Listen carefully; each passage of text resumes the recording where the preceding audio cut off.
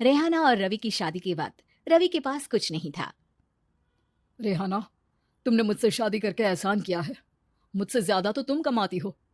अरे तो क्या हुआ, एक दिन आएगा रवि कि तुम खूब पैसा कमाओगे। मुझे तुम पर पूरा विश्वास है। रवि और रेहाना खुद को स्टैंड करने के लिए पूरी मेहनत करते। रेहाना, मैं नौकरी नहीं करना चाहता हूँ। तो कोई बात नहीं, मैं नौकरी करके घर चलाती हूँ, तुम बिजनेस सेट करने की कोशिश करो। एक दिन रेहाना, तुम जानती हो, मैंने जो विज्ञापन बनाने वाली कंपनी खोली थी ना, उससे बड़ी ब्रांड का ऑफर आया है। अब हम लोगों के दिन प्यारे न्यारे हो गए हैं। मैं जानती थी रवि कि एक दिन तुम सेटल हो जाओगे। रवि का काम अच्छा चल जाता है।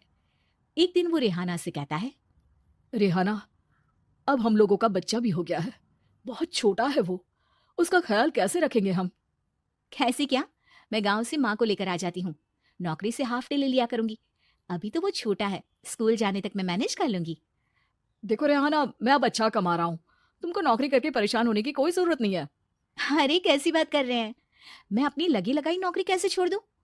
और मैंने तो सुना है हम लोगों को कुछ ही महीनों में सरकारी नौकरी मिल जाएगी। सरकारी नौकरी में कितना कमा लोगी?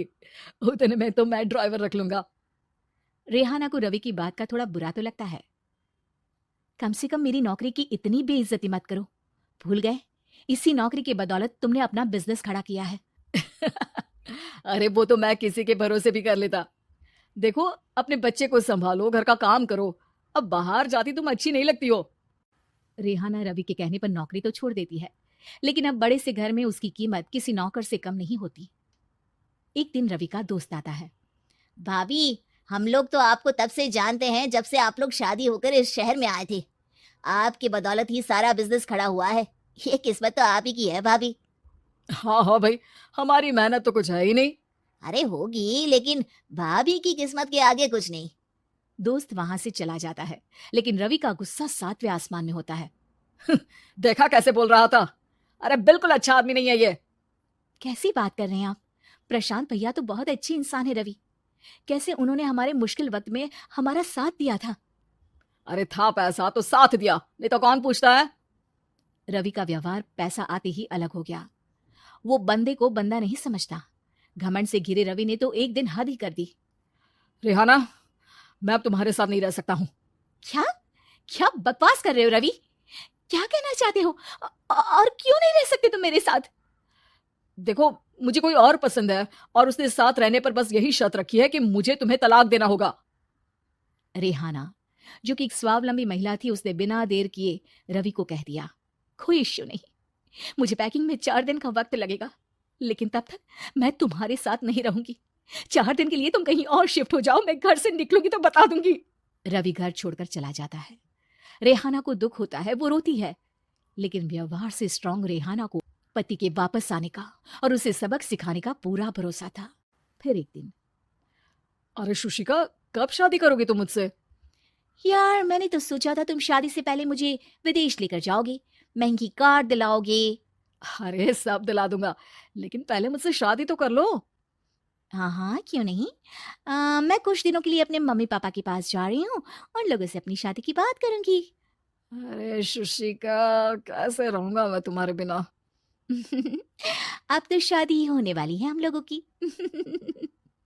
शुशिका रवि को छोड़कर चली जाती है। रवि घर आता है, जहां रेहाना को ना पाकर उसे सब अजीब लगता है।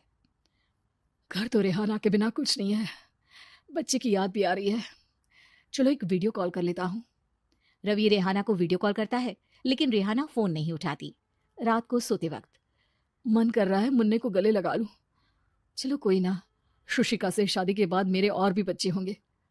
अगले दिन रवि ऑफिस जाता है, जहां टीना खड़ी होती है। सर, आपने अपने नए ऐड के लिए मॉडल की रिक्वायरमेंट डाली थी ना, मैं उसी के लिए आई हूँ। रवि टीना को देखकर खुश हो जाता है। अब शादी हो गई है तुम्हारी? नहीं सर, बस अच्छा सा हैंडसम और अमीर लड़का देख रहे हैं मेरे मम्मी पापा। रवि के दिमाग से तो टीना को देखकर शुशिका का ख्याल भी खत्म हो जाता है। अरे यार, ये लड़की मिल जाए, कितनी सुंदर है। शुशिका तो इसके आगे कुछ नहीं है।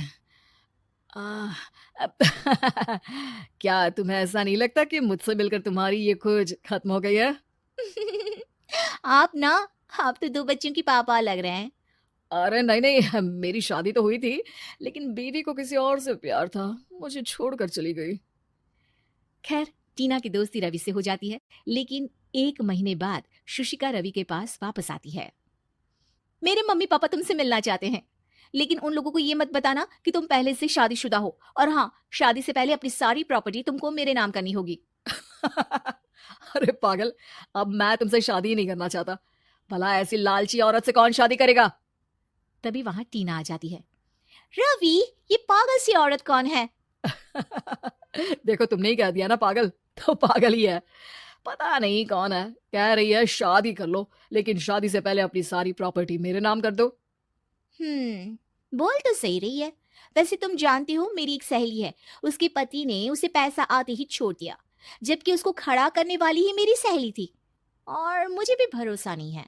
अगर मैं भी तुमसे शादी करूंगी तो तभी जब तुम मेरे नाम अपनी सारी प्रॉपर्टी कर दोगे। अरे हाँ हाँ, क्यों नहीं, बिल्कुल कर दूंगा। रवि और टीना की शादी की तारीख तय हो जाती है। वो अपनी सारी प्रॉपर्टी के कागज लेकर शादी वाली जगह पर पहुंचता है, लेकिन वहां टीना आती नहीं। रवि टीना को मैसेज करता है, कहाँ हो? सॉरी, मैं तुमसे शादी नहीं कर सकती, मुझे तुमसे भी ज्यादा पैसे वाला मिल गया। रवि को गुस्सा आ जाता है। वो गुस्से से सारा डेकोरेशन तोड़ रहा होता है कि वहां रेहाना आ जाती है। सर, क्या हो गया? क्या डेकोरेशन पसंद नहीं आई आपको?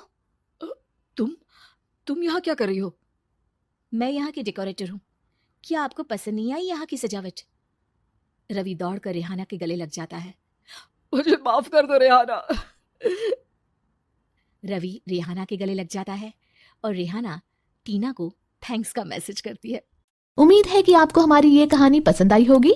कृपया हमारे चैनल को सब्सक्राइब करें और सभी अपडेट्स के लिए बेल आइकन जरूर क्लिक करें। और हाँ, वीडियो लाइक और शेयर करना मत भूलिएगा। Bye bye.